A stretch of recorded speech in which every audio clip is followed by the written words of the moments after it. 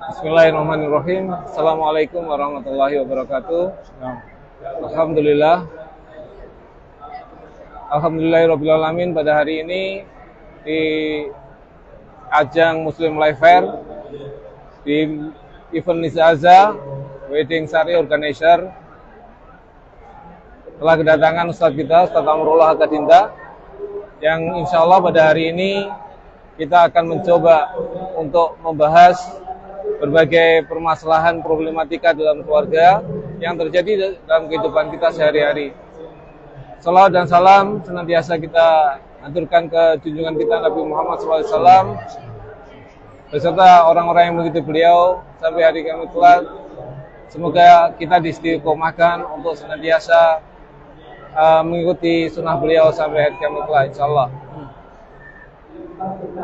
Untuk menyingkat waktu, insyaallah kita akan mencoba langsung berbincang-bincang dengan Ustadz terkait dengan apa yang menjadi problematika yang kita hadapi saat ini, yang kaitannya dengan Nisaza ini, yang berkaitan dengan problematika keluarga, yang kita lihat bahwa dalam Islam perkawinan adalah ikatan suci, ya tadi ya. Ikatan suci agung dan kokoh antara seseorang pria dan wanita yang telah ditentukan oleh Allah Subhanahu wa taala. Al-Qur'an menyebutkan dengan kata-kata misqalan ghaliza. Misaqan ghaliza, yang artinya perjanjian yang suci dan mulia.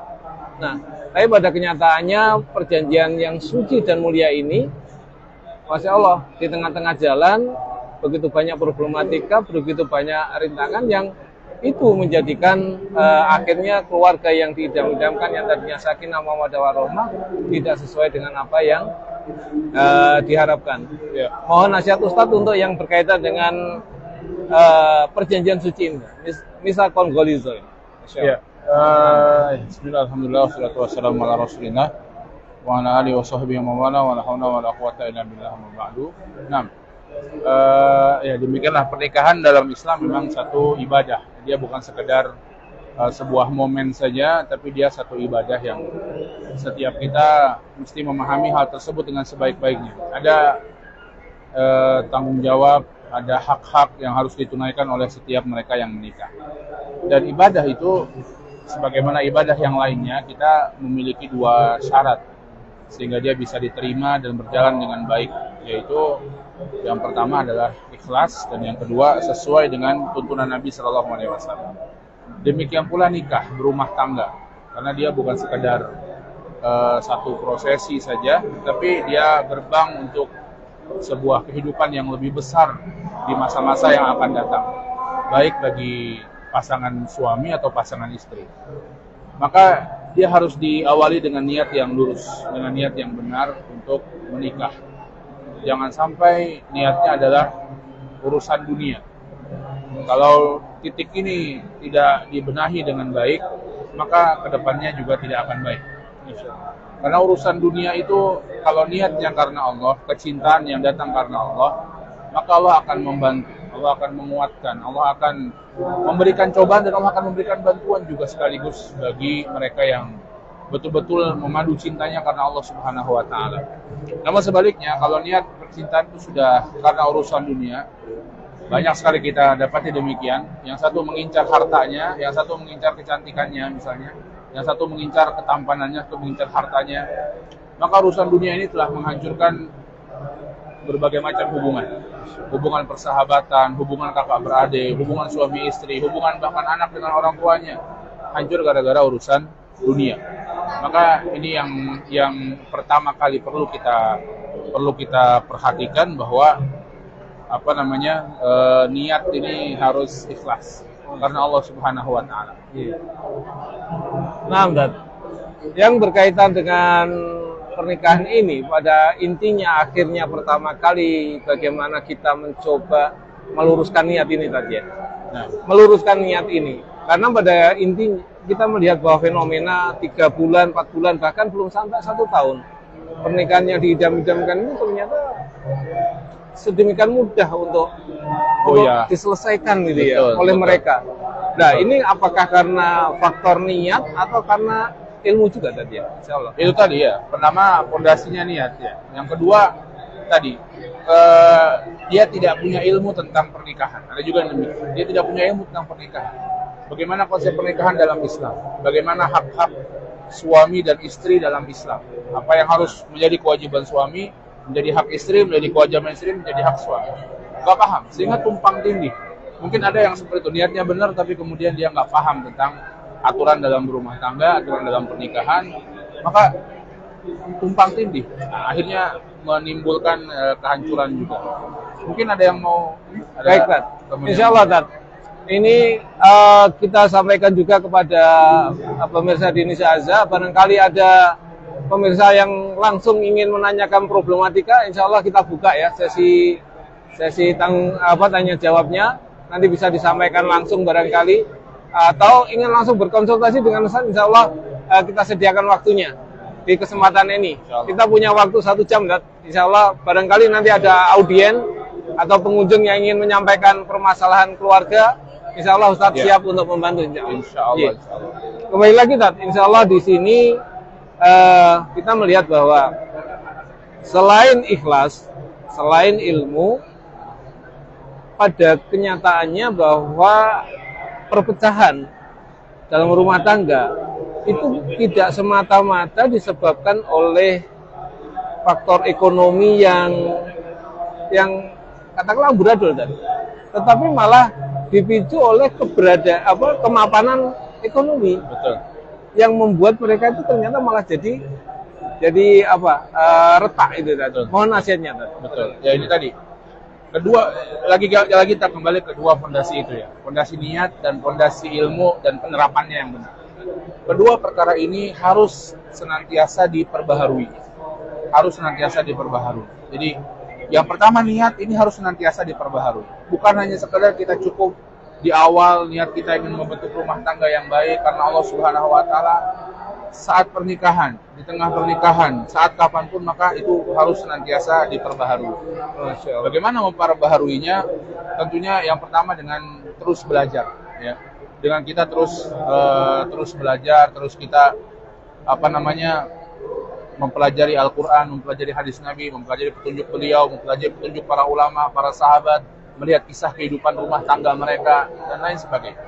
Sama juga ilmu dan penerapannya.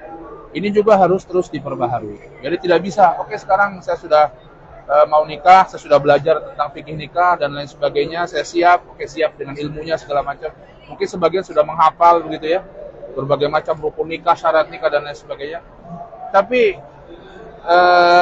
harus terus diperbaharui, ilmunya diperbaharui, kemudian pengalaman atau penerapannya juga diperbaharui. Sehingga inilah yang menyebabkan mudah-mudahan keluarga itu bisa tetap langgeng.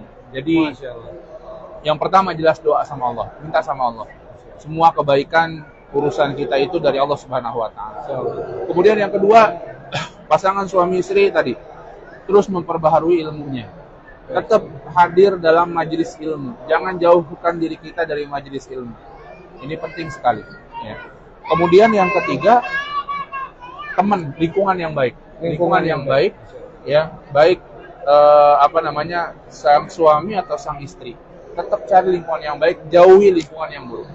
Kemudian isi waktu dengan hal-hal yang bermanfaat. Maka ini kunci bagaimana mudah-mudahan kehidupan pasangan suami istri ini bisa langgeng. Jauh lebih baik.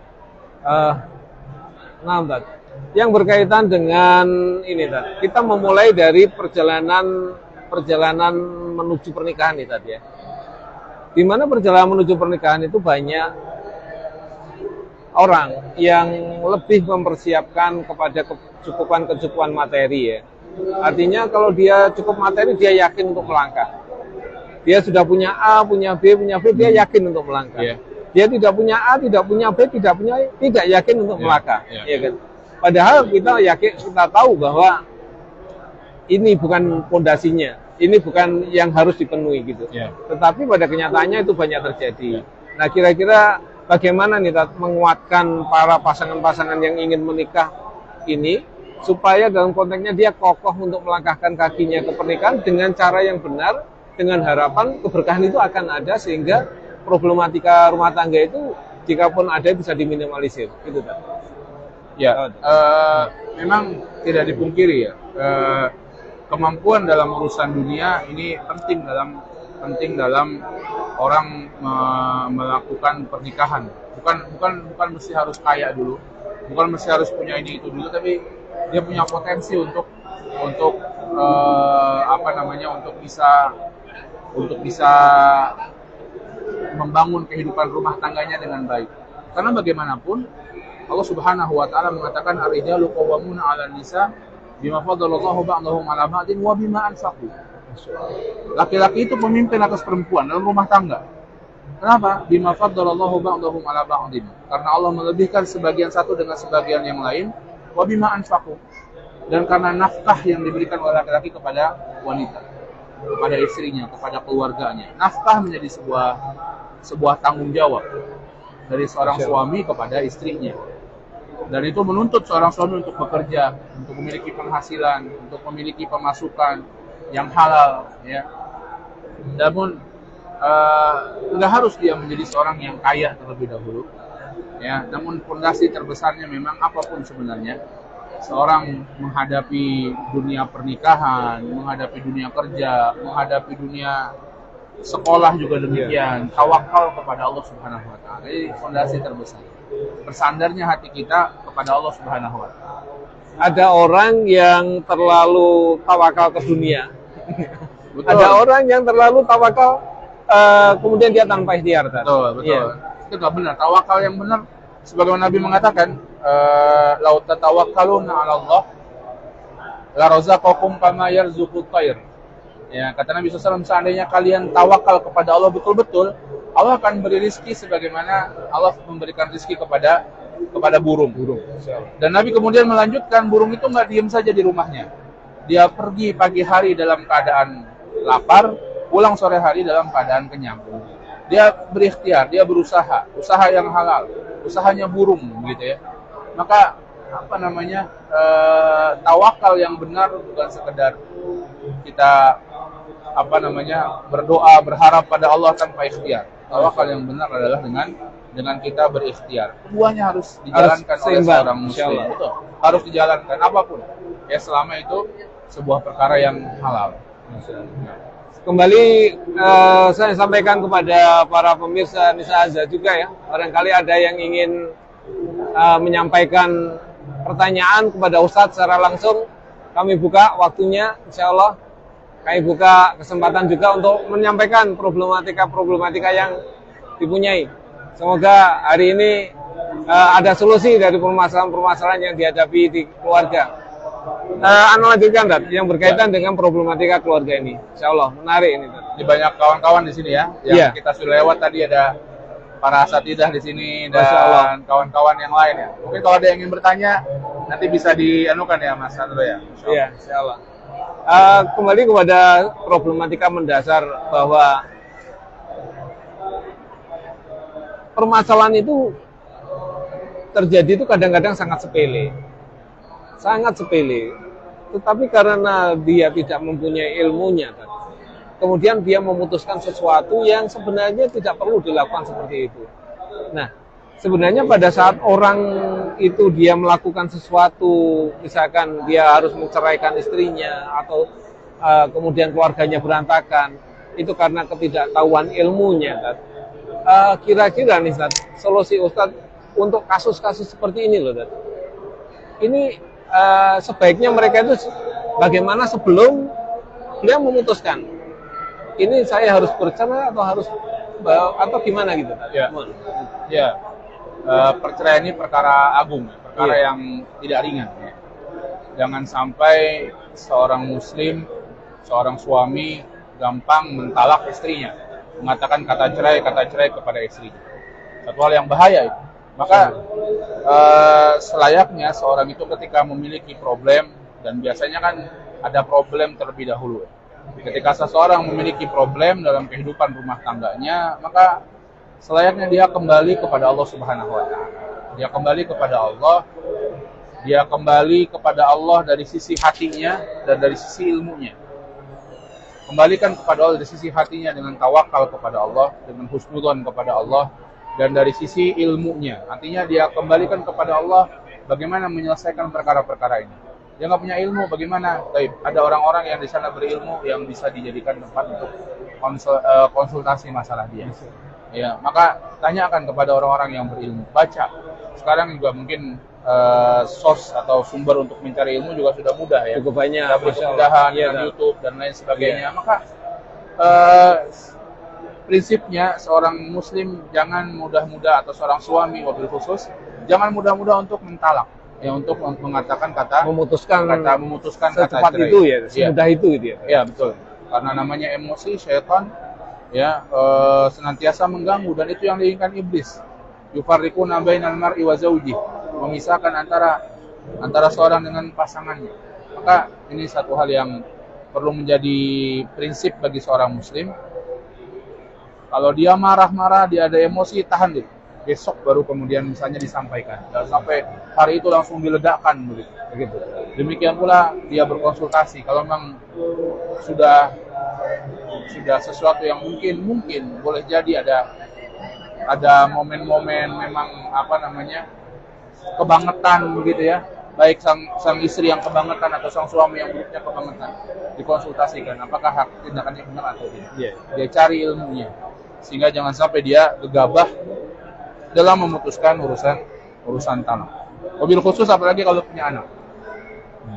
Sudah punya anak, kadang orang merasa mobil khusus banyak suami ya, ketika mentalak sudah selesai dan kemudian anaknya dibiarkan begitu saja. Padahal anak ini adalah nafkahnya, adalah kewajiban dia. Walaupun dia bercerai dengan ibunya, tapi dia wajib untuk memberikan nafkah kepada anaknya. Anak itu anak dia, tidak ada kata pisah antara seorang anak dengan ayahnya. Nah, permasalahan untuk berkonsultasi ini tadi ya.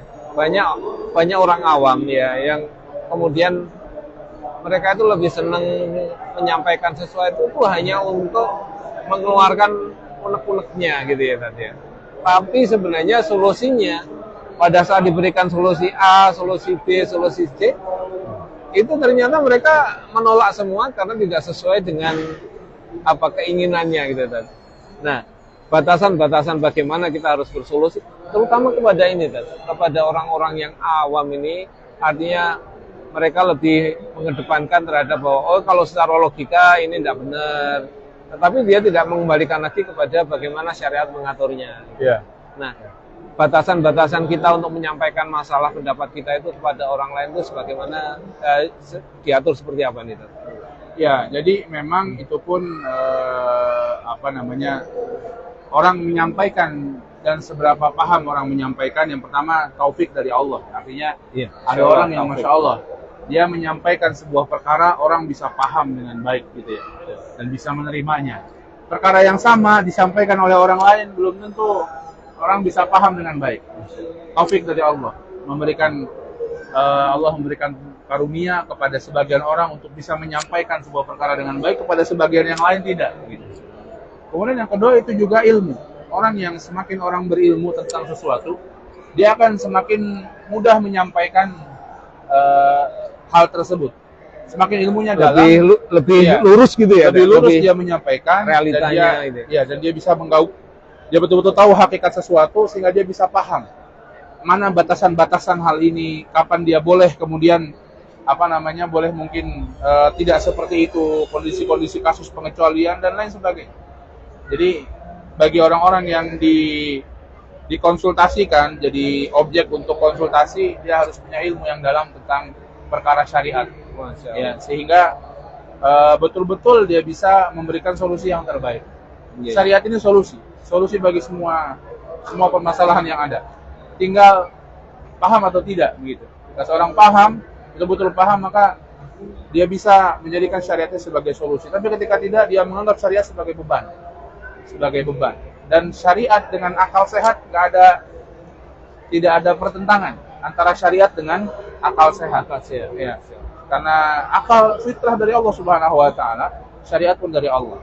Tentunya sekali lagi bagi orang yang mengetahui dan memahaminya. Kalau orang melihat kok Islam seperti ini nggak masuk akal, tapi ternyata ketika dipahami dengan benar, oh betul, begitu ya. Atau ada orang menganggap kok akal seperti ini harusnya kok Islam begini, tapi ternyata pikiran dia yang salah, pikiran dia ternyata yang konslet begitu. Jadi kalau orang yang dikonsultasikan oleh seorang tentang urusan keluarganya, sekali lagi perlu betul-betul pemahaman agama. Kalau dia nggak tahu, maka jawab tidak tahu, mungkin ditanya kepada yang lebih alim daripada dia, yang lebih paham daripada dia. Allahu a'lam. Kembali lagi kita sampaikan bahwa di forum ini, di kesempatan ini kami membuka juga kesempatan kepada para penanya, audien ataupun pengunjung Muslim Life Fair. Barangkali ada yang ingin menanyakan sesuatu, insya Allah kita buka sesinya dan langsung bertanya kepada Ustadz. Semoga ada jawaban-jawaban yang solutif dari Ustadz, insya Allah. Kembali lagi ke dasarnya saat ini, bahwa sesuatu yang baik, sesuatu yang mulia, sesuatu yang agung harus dikerjakan dengan dimulai dari langkah-langkah kecil yang mulia juga tadi. Nah, kira-kira nih korelasi bahwa kita pada saat memasuki gerbang pernikahan ini itu harus benar gitu. Karena pada saat kita tidak memasuki gerbang pernikahan ini kurang benar ya, apakah ini nanti akan kedepannya akan sangat berpengaruh sekali kepada kehidupan keluarganya, atau ada orang yang mengatakan begini, ya nantilah sambil belajar. Jadi setelah ya sudah, sekarang yang penting menikah, belajarnya nanti di tengah pernikahan. Ya. Kalau ada permasalahan baru kemudian belajar dan sebagainya. Tahu, mohon pencerahannya. Assalamualaikum. Ini ada tamu kita sebentar. Beliau Syekh Dr. Muhammad Arif. Ayakumullah. Atamrullah fala tastajil ya Syekhana. Kaifa halukum? Ayakumullah. كيف حالكم؟ Alhamdulillah. Assalamualaikum Syekh. Masyaallah. Dr. Akram. Kaifa halukum? Ayakumullah. Alhamdulillah, masyaallah. Masyaallah. Ayakumullah bayak. Masyaallah. ايش؟ جمال ما شاء الله. السلام عليكم. كيف حالك؟ ما شاء الله. هذا مصلحة زفاف هذا. صحيح. ما شاء الله. هذا المريخ وهذا يا شيخ. نعم للزفاف. ما في المعرض زواج؟ ها؟ زواج ما في؟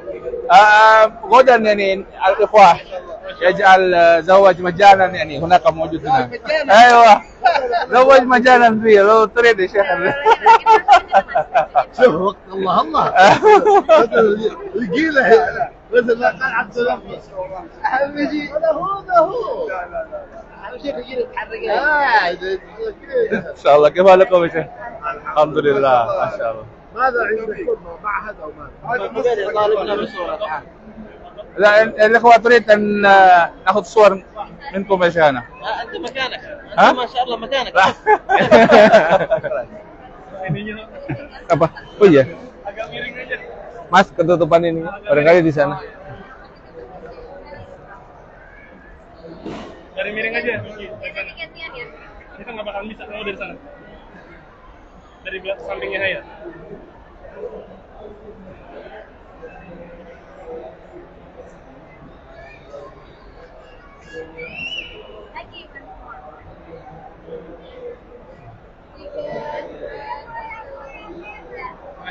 شاهد ممكن النصيحة منكم قصير يعني لمن يريد أن يتزوج ما هو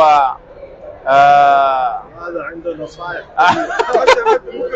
لا يعني mas 5 menit beliau nasihat kalau orang mau nikah gimana? Masya Allah. Ayo. Ini kasih live. Nah. Ambil video. لمن يريد أن يتزوج يا شيخ مع الاستعداد. نعم 5 دقائق فقط يا شيخ. أيوه. يعني هذا يعني ما فهم. في عرض يعني. الآن هذا يعني بالزواج أو كيف تيسير النكاح. نعم يا شيخ. هذا الويدنج أورجنايزر هذا لمن يريد أن يتزوج يعني خلاص لا يفكر عن طعام عن كل شيء. نحن سنساعده كذا. هذا لكن من المحسنين. هناك موجود برامج مجانيا يعني، وهناك أيضا موجود برامج مساعدات يعني نعم شركة يعني هكذا يا شيخنا. بسم الله الحمد لله والصلاة والسلام على رسول الله وآله وصحبه ومن والاه. أما بعد، في الحقيقة زرنا هذا الموقع مع الشيخ أمر الله، ومثل هذه المشاريع الناس بحاجة ماسة، خصوصا الشباب اليوم النبي صلى الله تعالى عليه وسلم يقول: يا معشر الشباب من استطاع منكم الباءة فليتزوج فإنه أحصن للفرج فإنه يقول صلى الله عليه وسلم: يا معشر الشباب من استطاع منكم الباءة فليتزوج فإنه أغض للبصر وأحصن للفرج ومن لم يستطع فعليه بالصوم. فجزا الله خيرا هذا المشروع لدعم الشباب في الزواج، وهذه من المشاريع القليلة اليوم.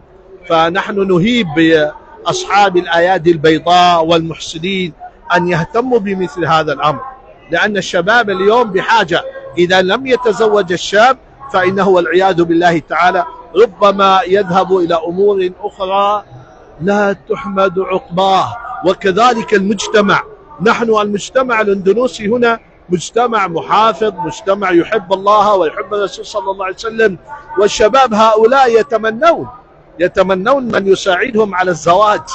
فنهيب بالجميع على المشاركة والمساهمة في مثل هذه المشاريع، فلعل الله عز وجل أن يكتب لكم الأجر. فمن بنى أسرة طيبة، هذه الأسرة أساس بناء المجتمع. إذا صلح المجتمع، إذا صلحت الأسرة صلح المجتمع. ولهذا قال صلى الله تعالى عليه وسلم: تنكح المرأة لأربع: لمالها ولجمالها ولحسبها ولدينها، فاظفر بذات الدين تربت يداك. فينبغي الإنسان أن يظفر بذات الدين، يظفر بذات الدين حتى يكون أسرة مسلمة طيبة، ثم بعد ذلك يكون مجتمعا كاملا طيبا. ولهذا قال القائل: الأم مدرسة إن أعددتها أعددت شعبا طيب الأعراق. فكيف نبني الأم؟ من أين نبني الأم؟ من بداية اختيار الزواج. تختار الرجل يختار المرأة الصالحة التي تكون أما لأولاده. فإذا صلحت الأم وصلحت الأسرة سيصلح المجتمع كله. غدا إن شاء الله تعالى نرى أندونيسيا ونرى شبابها ونرى شعبها من أجمل وأطيب الشعوب التي تقوم على شرع الله سبحانه وتعالى وعلى سنة النبي صلى الله عليه وسلم. فمرة ثانية أختم حديثي نقول: ساهموا معنا وشاركوا معنا، كتب الله لكم الأجر. والسلام عليكم ورحمة الله وبركاته. وعليكم السلام ورحمة الله وبركاته. جزاكم الله خيرا. حياكم الله شيخنا. حياكم الله. تشرف بحضوركم. جزاكم الله خيرا. جزاكم الله خيرا. شكرا. حياكم الله. حياكم الله وبياك. جمال، ما شاء الله. جمال. نستأذنكم. جزاكم الله خيرا شيخنا. حياكم الله. جزاكم الله خيرا. Syarif. Hah? Syarif. Bilang ditutup. Berarti di sini masih live. Masih live ya? Sambil diri aja. Kenapa? Oke aja. Ini kasih ringkasan dari tadi. Assalamualaikum. Mas, sehat-sehat. Masya Allah. Masya Allah. Ini kawan-kawan kita nih dari UNY ini. Beliau spesialis pijet-pijet ini. Assalamualaikum. Masya Allah, kedatangan Mas saya dari Pondok Binbas, alhamdulillah. Sedikit ringkasan Ya, apa yang beliau tadi sampaikan, di antaranya saya sampaikan program, kita punya program nikah gratis, ya. Maka beliau mengajak para muhsinin, orang-orang yang mungkin memiliki kelebihan rezeki untuk ayo ikut partisipasi dalam program nikah gratis yang diadakan oleh Nisa Aza. Dan besok ya, insya Allah ya, dalam program besok ada program nikah gratis yang kita adakan. Dan itu bukan yang terakhir, insya Allah nanti akan kita adakan terus. Dan bukan hanya di Jogja, insya Allah di luar kota. Beliau sampaikan bahwa ini program yang sangat baik bagi antum yang ada kelebihan rezeki, maka ayo berpartisipasi dalam program nikah gratis ini. Masya Allah, keluarga ini kata beliau fondasi sebagai asas dari sebuah negara. Negara asasnya keluarga. Dan dari mana keluarga baik? Dari memilih pasangan yang baik. Maka memilih pasangan yang baik ini satu hal yang perlu sekali diperhatikan dalam membina keluarga, dan nantinya Masya Allah masyarakat Indonesia akan menjadi masyarakat yang baik juga. Itu yang ringkas secara beliau sampaikan tadi, insya Allah. Masya Allah, jazakallah khairan atas ilmu yang telah diberikan, atas semua yang kita sampaikan pada hari ini. Semoga apa yang kita sampaikan pada hari ini bermanfaat bagi sahabat Nisa Aza dan para pengunjung Muslim Lever. Dan sebagai penutup kita sampaikan doa semoga bagi para jombloers ya yang belum menikah, semoga disegerakan, dimudahkan oleh Allah untuk segera menikah. Dan bagi yang sudah berumah tangga, semoga Allah memberikan penguatan, memberikan hidayah dan Amin. istiqomahan untuk senantiasa mampu mendekatkan diri ke jalan Allah dan itu menjadikan keluarga yang sakinah mawaddah warahmah. Dan jangan lupa ya, kalau teman-teman yang mau ikut program nikah gratis sama Nisa Aza, cek di Instagram Nisa Aza ya. Kita Masya Allah. akan mengadakan juga bukan hanya di Jogja tapi di tempat-tempat yang lain. Tempat lain. Ya. Demikian itu wabillahi taufiq. Assalamualaikum warahmatullahi wabarakatuh. Waalaikumsalam warahmatullahi wabarakatuh. Barakallah.